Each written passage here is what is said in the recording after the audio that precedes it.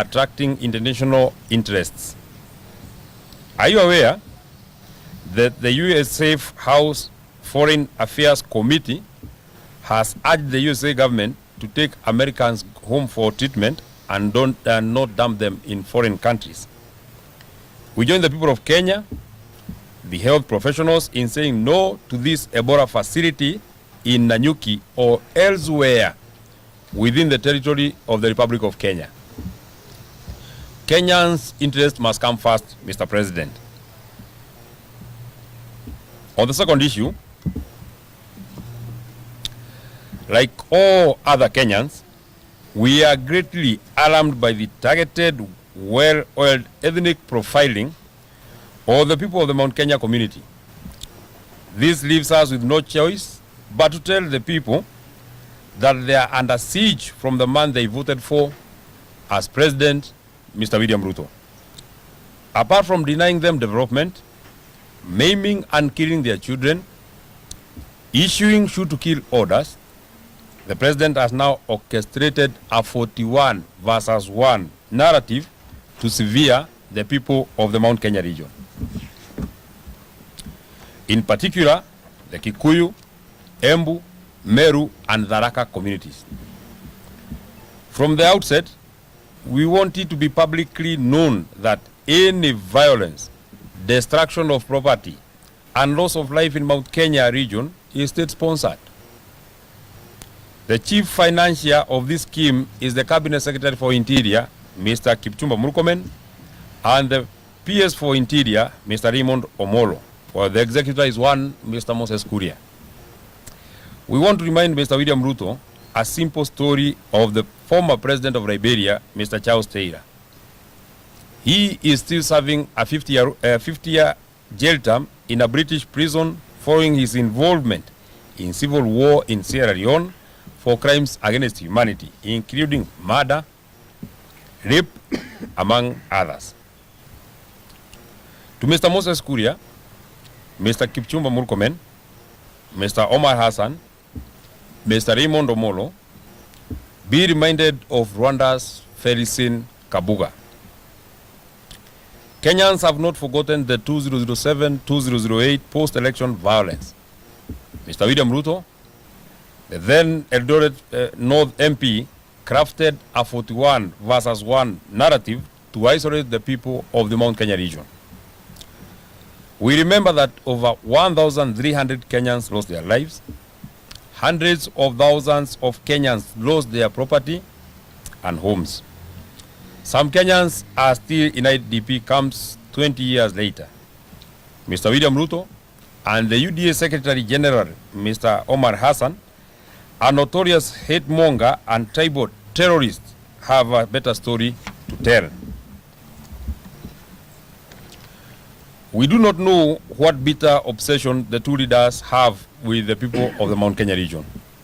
20 years later, we know that Mr. William Ruto is more vicious, is more bold, is more brutal, is more bitter, is less caring, is too bloodthirsty, is well networked, is more resourced, is better experienced to cause electoral violence and state-sponsored violence and terrorism. This is just to subvert the will of the people and ruled by the iron fist in the 2027 elections. Mr. William Ruto, we want to advise you and your warmongers that Kenyans are more superior and more enlightened. The world is more alert, and ICC is closer to you than ever before. The world must watch the brewing state-sponsored violence and culture of Gunism in Kenya, courtesy of Mr. William Ruto and his mafia. He is more emboldened by the fact that his former lawyer, Mr. Karim Khan, is the chief prosecutor at ICC. 2027 is not 2007. 2027 is not 2007. And neither is 2007 2027. This profiling, tribal and ethnic incursion, and smear campaign will not be tolerated. The people of the Mount Kenya region are free to live anywhere in this country and do business with others. Fellow Kenyans, We want to take you back to the Gen Z protests of the year 2024 and the year 2025 and the subsequent Sabasaba Day protests.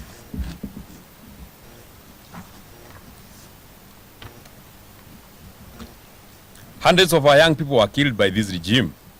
We have buried some and others have never been seen. We have not forgotten.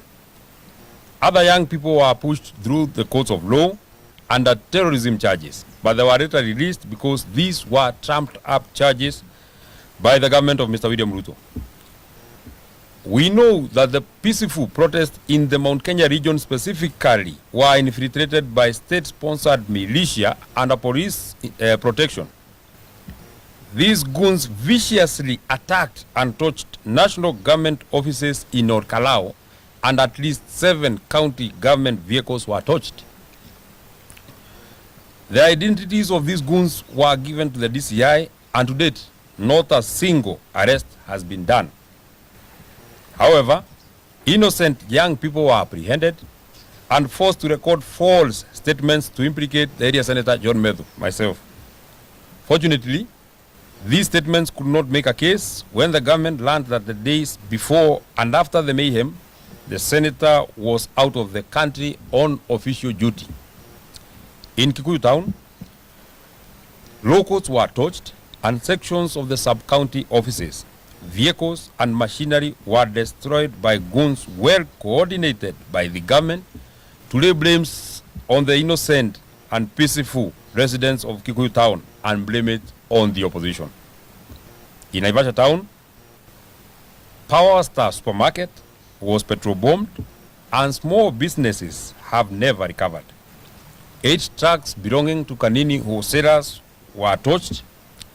Ketia supermarket was broken into and shelves emptied, while Nganga's hotel was completely vandalized. In Kabati, Kandara constituency, Muranga County, county supermarket was looted dry. The proprietor sounded an alarm 3 hours before the looting began, and not a single police officer showed up. The culprits were non-locals, guarded by police in plain clothes. In Meru town, Maguna's supermarket was torched in broad daylight to lay blame on the DCP National Organizing Secretary, the Honorable Midhika Linturi. Video clips of police officers and goons torching the supermarket went viral online. No arrests were made, no arrests have been made. In Githurai, Kasmat supermarket was broken into and looted. It took over 4 hours before the police responded.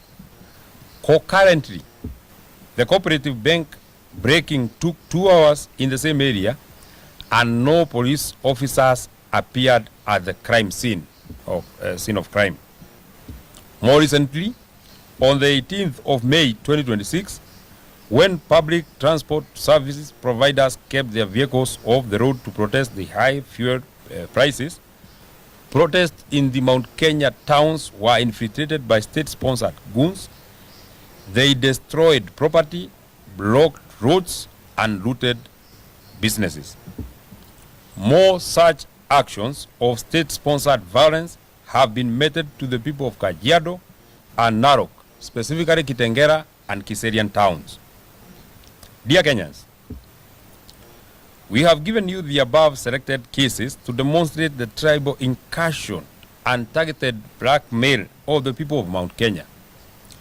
2 weeks ago, at State House, Mombasa, Mr. William Ruto and Mr. Kithure Kindiki and UDA allied MPs of the Mount Kenya community within prompted Mr. Omar Hassan, the venomous UDA Secretary General, and Mr. Amason Kingi, the Speaker of the Senate, to a tribal offensive against the people of the Mount Kenya region. The script was well executed.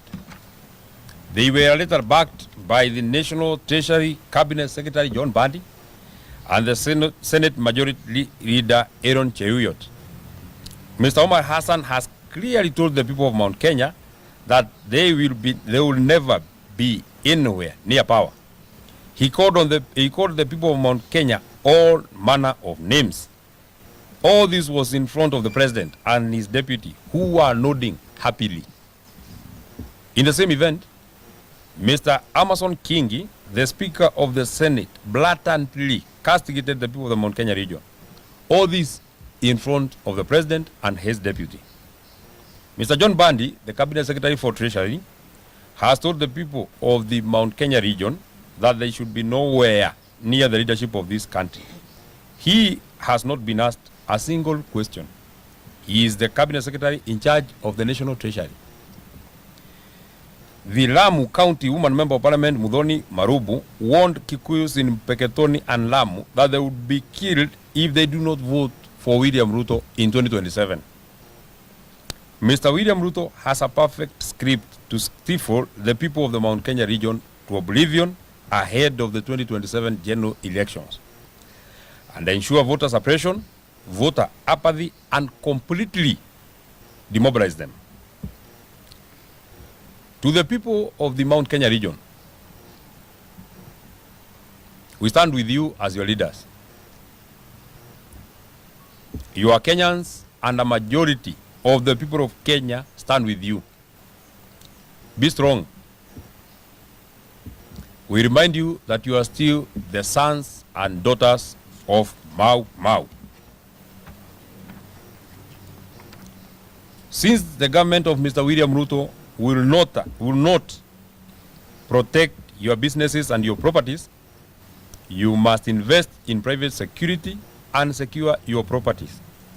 Know your neighbor and keep watch. Ahead of the anticipated June 2026 Gen Z anniversary and the Finance Bill 2026 anticipated protests, we have received credible intelligence that Mr. William Ruto, through Mr. Kipchumba Murkomen, Mr. Raymond Omoro, and Mr. Moses Kuria, are planning to destroy businesses and property belonging to the people of the Mount Kenya region. Do not allow people not from your locality to protest and destroy property and your businesses. Remain peaceful and protect your towns and villages. Fellow Kenyans, we further heard that the UDA allied MPs from the Mount Kenya region were trying to shout at Omar Hassan, the UDA Secretary General, to resign. In fact, they gave him 48 hours to resign. It is now over 350 hours. Vote out if you're men. Vote out if you're women enough.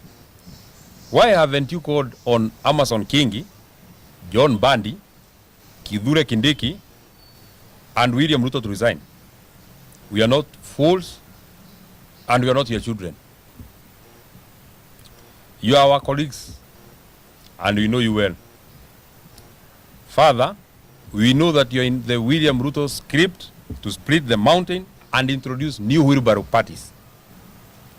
We are waiting for you to bolt out of UDA. Bring that wheelbarrow in whichever color. Some of your friends have been trying, and the dream hasn't taken off yet. Where were you when William Ruto killed hundreds of Gen Zs? Where were you when goons were wreaking havoc on our people? Where were you when Ruto unleashed goons on the people of Kenya? Where were you when Gikomba Market, Wakulima traders, Githurai and Roysambu traders were being harassed by Mr. William Ruto? Where were you when night demolitions were being carried out by Mr. William Ruto on the said markets? Where were you when children and women were attacked in churches in Wetima, Kariombangi, and Mweki? Had you lost your senses and you have found them now? Fellow Kenyans, the attacks sanctioned by Mr. William Ruto, Mr. Kipchumba Murkomen, Mr. Raymond Omolo, and executed by Mr. Moses Kuria and Mount Kenya, William Ruto allied MPs are being wheeled and carried out by the foreign police officers who have attacked women and children in Wetima and Mweki churches who have since been promoted to higher ranks. We have them in their names. We also have their service numbers. The team leader for the Nairobi Sierra Group is Mr. Major Nicholas Mwachovi. The other members of the group are Corporal John Maina, Corporal Vincent Maronga, Peter Matu, Owen Kagia, David Uchieng, Eric Obiero, Jeff Mutweri, Jackson Kioko, Kefa Okuoyo. Finally, we want to urge the people of Kenya to remain vigilant. Your life is in your hands. Do not expect William Ruto to take care of your security when he cannot even secure himself. His mind is full of violence. That is the end of our statement. Thank you very much. Asanteni sana. It is very comprehensive. You need not to ask questions. Asanteni sana.